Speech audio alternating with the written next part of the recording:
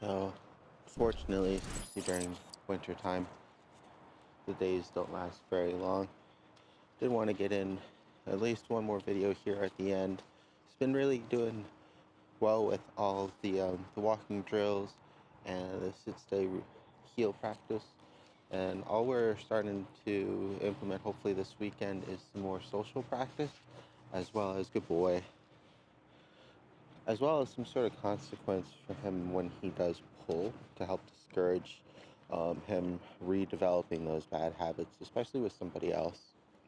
We're going to go first with like traditional methods, and then if necessary, we'll try electronic ones also. This is just a head halter. You can kind of see all it does, and it's not when it's not tight here, is oh, good boy. All it does is helps to discourage him from pulling when there is tension on the lead.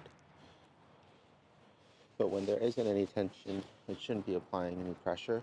It's just the hardest part with a device like this is just as what you see here, getting him used to having something on his face. Good boy, right? So just gonna go for a little bit of a test walk here. Sometimes it takes a while for pups to get used to these things.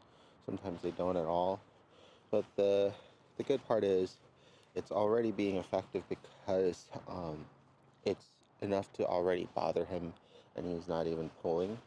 But with practice, we can get him used to it, and then it'll only bother him, good boy, when he does add tension on the lead. So when there's no tension on the leash, it shouldn't bother him at all. And then when there is tension, that'll happen, right? So if he starts going too far, good boy, good job. When he starts going too far ahead of us, it's going to put all that tension that he puts into pulling off of his neck that unfortunately he's a little bit too used to because of the prong collar, and it redirects it back onto the front end of his muzzle, right? And that's definitely a position where he doesn't want to be putting any extra pressure on.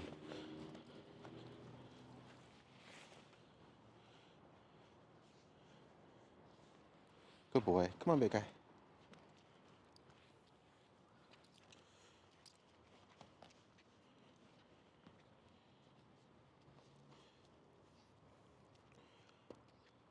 And both the head harness as well as the electronic device is still going to go off of the same basic concepts that we've been developing. Is that if the leash is nice and loose, he doesn't get any kind of correction. He can smell and everything else and enjoy the walk. But then as soon as there is tension, that's when devices like this would really help to give the handler some leverage. And like I said, it's important in this situation so that way he doesn't just go back to ignoring the handler and the leash pressure and trying to find good ways here that they don't really have to. Like, it would still be preferable if they were engaging with him and brought treats and ran the exercises and all of those things. But this way, if they don't or are too busy or anything else, like right here, okay, he'll start pulling because he's interested in the other pup, right? And that's already enough to kind of start bothering him too. Come on, big guy. Good boy. Come here. Come on. Good boy. Also helps making redirecting him in situations like that a lot easier, right? Because we have more leverage now, right? To use when we need to. Good boy. Up. Right? Good job. Come here, big guy.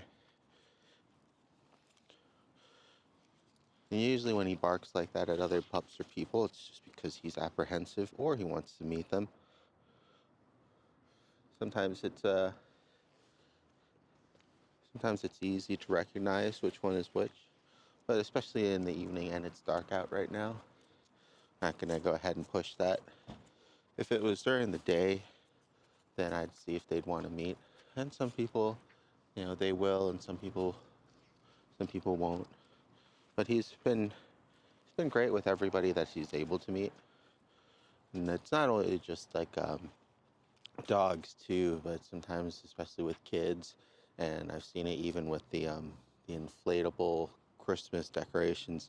He just gets apprehensive and starts barking because he's unsure of it. It can be a little bit awkward around the children as well. So we'll be concentrating on his social behavior a little bit this weekend, of course, while we're going to be out and about practicing. But he's been doing a good job with the basics. I think it might. There are like no street lamps until all the way over there. So I'm going to try to get him over there. Especially because I'm trying to get him used to having this thing on his face. I'm trying not to add any additional pressure, but if, good boy, right, by kind of pulling and directing him, I'm gonna do my best to kind of go where he's gonna go so he can smell things, of course, within limits, like not being able to still cross into the street or anything like that. And I'll just be using the leash more as a boundary, right, than something to kind of pull him and cause excess pressure on the head halter. And an easy way, like here, I can't see what he's getting into. Come on, Flint. Or not Flint. Sorry. It's my friend Shiloh Shepherd. Kind of reminds me of him. They got to meet the other day. Good job, Chip. But encouraging him to follow you through as light pressure as possible and encouragement. Good boy. As opposed to definitely tugging on the lead or anything like that. Now, in those cases, like you saw earlier, when he's barking at a pup because he's unsure, then that'd be a good time to use the extra leverage, kind of get him to easily redirect back to you. But for the most part, the leash should be nice and loose, and we'll need as little pressure as possible to help get his attention back and to help steer him the right way. So you can kind of see here, not really bothering him as much now anymore, which is great. It's a good sign. It's good to practice things like this outside because the all of those distractions that were such a hindrance to us before actually now be beneficial because he's so interested in all the smells around him and his nose that he's not able to kind of just focus on having this head halter on. Yeah. Chip, good boy, job.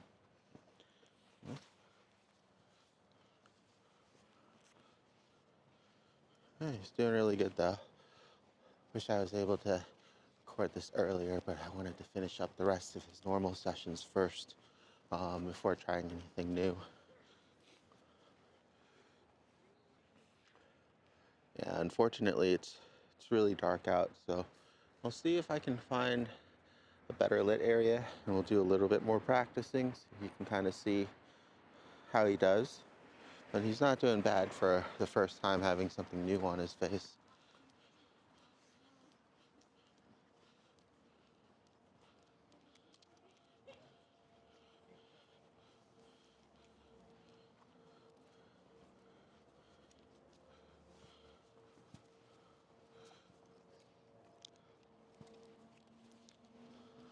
So here, right, starts pulling a little bit. Good boy, good job. We're going back still. If he recognizes that leash pressure and stops pulling and redirects his focus, we definitely still want to reward that. And there we go.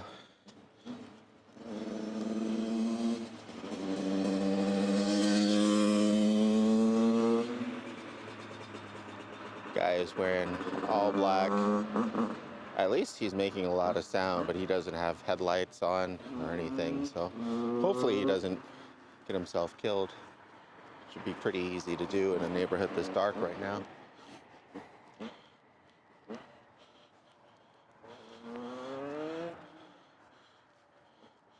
I know, he's doing really good. His nose is just on the ground. We're going both in the same direction, barely having to handle the leash at all. See if he needs to use the bathroom here or something.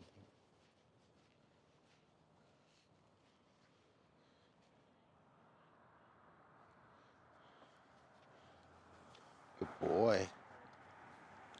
Yeah, our goal is still the same. We want to keep the leash nice and loose, and we want to reward him for redirecting his focus when there is any leash pressure.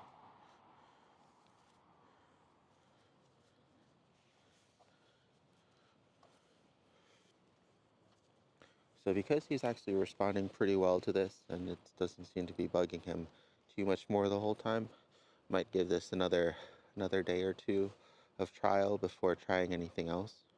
And we'll just keep running through all the practice drills to get him used to having it on while he's walking. But this should hopefully help with him having a different handler or any kind of walker. Good boy.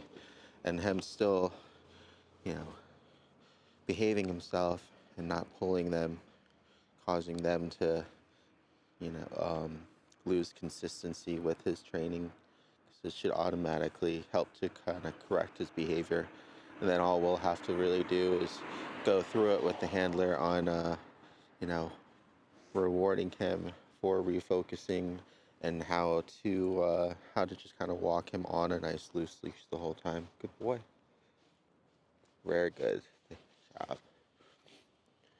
Good boy. I know. You're doing good though, bud. Up here? Good.